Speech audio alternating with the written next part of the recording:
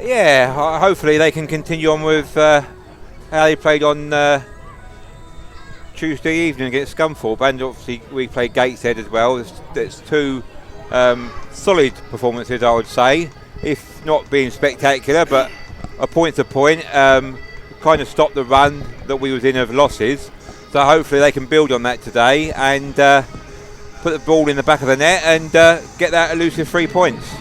That would be nice. Of course, Maidstone without a league win in 14 matches, 11 defeats, 3 draws.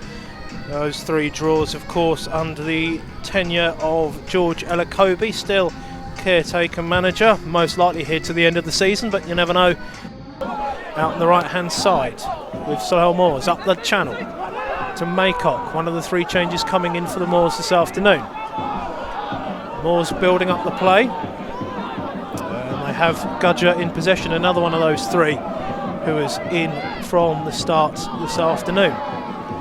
Good play on the edge of the area, and he's managed to find a gap, and Job has tripped potentially there, but no penalty given as Dallas went over the challenge of Job. Nigel, what did you think of that challenge there?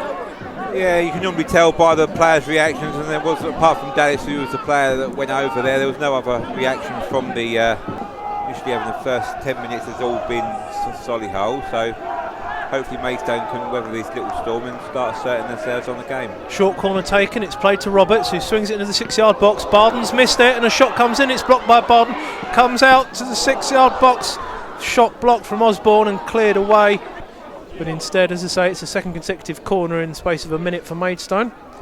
It's a good delivery last time, Bone nearly met it. Deacon's corner this time in at the near post, headed away by Solihull head. It's Burko who cuts inside, about 30 yards from goal. Right-footed shot has a go, and it's very wide. It's probably the best way of describing that chance. And then return to play instantly. Gudger left-footed from inside his half. Header flicked on by Beck. Dallas is underneath that. Flicked onto Sabara on the left-hand side, into the box. Fowler's watching him.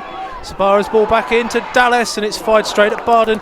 Tiny ricochet in front of his body as he manages to body check Marshall somewhat. The corner kick will be taken by Roberts, left-footed. Goes to the back of the box. Skipper Howe is underneath it. Deacon chests it down in the box, and it's rebounded back in by Howe. Played into the path of Denawa as they reach the halfway line. Solwanjo Smith waiting to put a challenge in, shepherding his man. Backfield to Clark. Clark ball over the top to Dallas. Head back to Maycock, to Denawa, to Dallas. Dallas ball around the outside to Maycock, and he's in on goal here. He's played it back to Beck, and somehow Beck on his left foot. They've carved Maidstone open there. Fantastic interplay between 3 or 4 on the right-hand side. Maycock played back to Beck, and Beck has managed to steer it wide with his left foot. So potentially one of those where a head has gone in the side netting.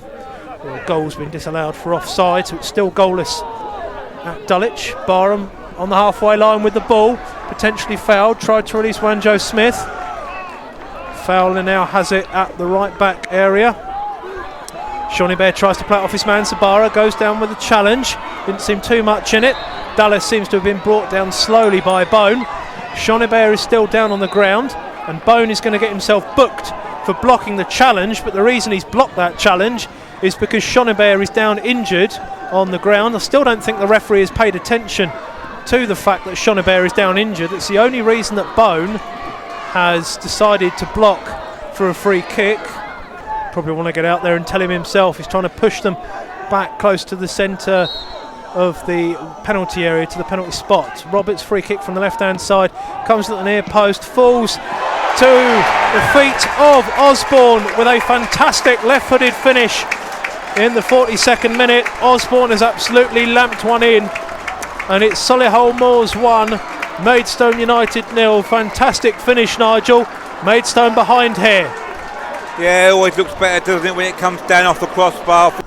Barham goes to challenge Boot, and Boot picks it up. Thinks better of leaving it down there for him. Boot right-footed up the field. Missed by everyone. Denawa has it, and he's played it into Dallas, and he's in on goal, and he's squared it across the goal, and no one there to tap it in. The shirts are wickable enough to do that for us. So it is that throw-in taken by Osborne, lands at the first man for Maidstone. Osborne has it 20 yards from goal. You won't want to let him shoot from there. Instead he squares it to Zabara. 25 out, right-footed shot, low, blocked. Roberts will have a crack from 30 yards with his left foot, and it's hit the stanchion by the left-hand post. And the goal frame is wobbling, but that's because it's gone wide and hit that stanchion, Nigel. Could have been 2. And the child stampede above us erupts once more, unless it's the children next to us that are doing it to the sides. The sound movement is deceptive. I think it's the children. It is. We kept thinking they were running over us, above us for a time, but I think we've worked out a bit of a physics lesson had by one and all here in the Midlands. Walters has a go from 30 yards. Not as good as the Lawson effort from a few minutes earlier, but certainly Maidstone, Nigel, trying to make a better fist of it in this second half. Now they're a goal down. Lawson running forward with the ball. Deacon and Walters on the left-hand side. Walters to Deacon, inside to Lawson, being pulled. Marshall with the ball to Walters. Walters looking for a ball inside to Marshall. Marshall cuts inside on his right hand and shoots, and it's deflected and blocked.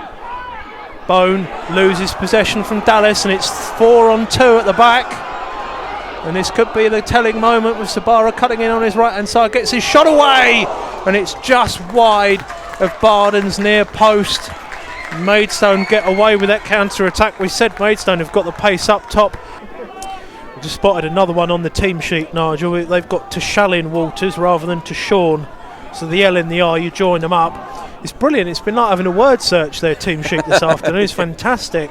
Been all sorts of bits. There's Barnum instead of Barham. But anyway, anybody needs a copy, let us know. Although Sabara could be in here, and it's in! 75th minute, Sabara makes it 2. That player of the year from last season has finally turned up for Solihull, and it's probably good night Maidstone in the Midlands as Sabara makes it 2 for Solihull. It's Solihull Moors 2, Maidstone United 0. Maidstone United 0. 12 minutes left here on Stones Live. The official attendance here at the Armco Arena this afternoon is 1,411. 115 Stones fans have made the trip up to the Midlands this afternoon, as the ball's being given away to Beck, who could really seal the deal, and it breaks instead. It's saved again. The man who got the party started for the Moors this afternoon with that howitzer pretty much about an hour or so ago now. Odesanya with a header, Deacon with a flick on header. Barham comes back from an offside position. Linesman doesn't worry about that because Deacon is through on goal. And can he score? No, because the linesman does then eventually give that offside.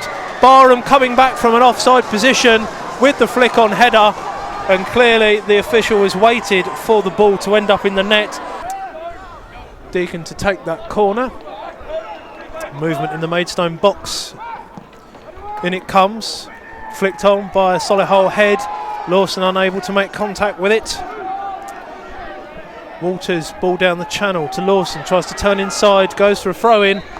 Referee Mulhall says no Moors time needed for Maidstone. And it's yet another defeat without scoring at the Armco Arena.